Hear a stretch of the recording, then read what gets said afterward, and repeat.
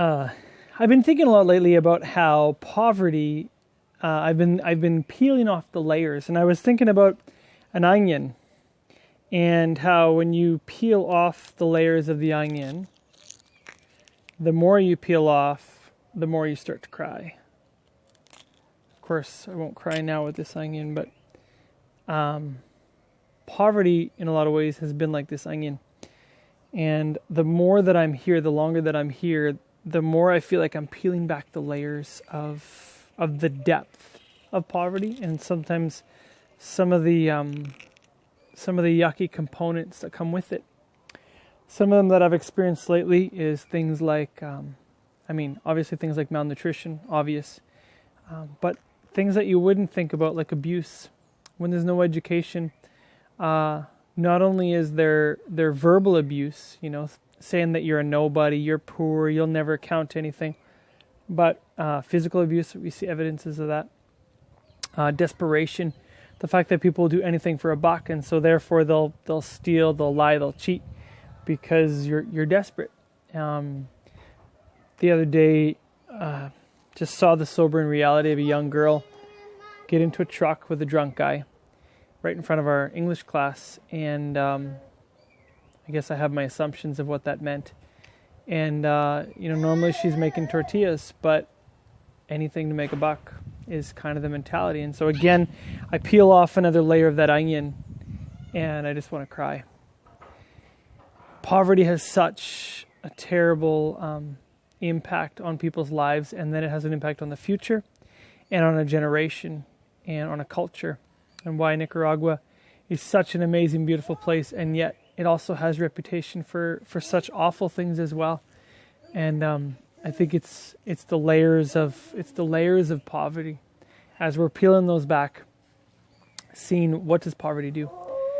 And so I want to make a difference. I want to do development for these people, starting with things like the English class, teaching them how to read. Everybody should know how to read, and everybody should have the opportunity to learn to read and the access to books, and especially the most important book, to read the Bible for themselves. There are so many issues that I've come across here, and all of them help me to reflect on myself. Where am I at, and what am I doing to make a difference? Development is something that I'm approaching very slowly, very light. No, not lightly, the opposite, heavy, because I want to do it right. I so badly want to do it right.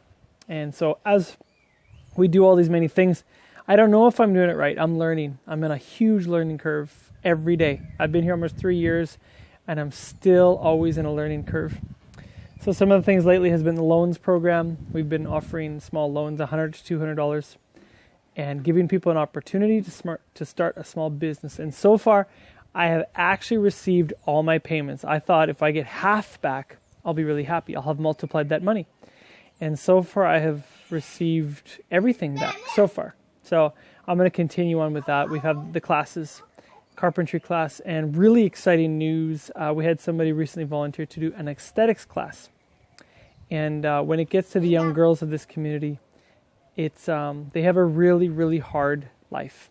They're being told that, they don't have much to offer, and they're supposed to stay home and cook and clean and serve. And they're not told that they can be somebody. And there's a lot of identity stuff there. It's one of the layers of the poverty, Elijah, that we're dealing with. And so we're excited to do something like nails, and I don't know what else aesthetics is, but we're going to learn. And she's going to hopefully teach the class for us. And so we're excited for that upcoming. So thanks again for all your support. And as we just continue this journey together to peel back the layers, not only understanding what the causes of poverty and the effects of the poverty, but how we can put it back together and how we can begin to rebuild those layers. So taking those layers and maybe treat it like a log cabin, and we're going to build them back up. And I do see hope for these young people.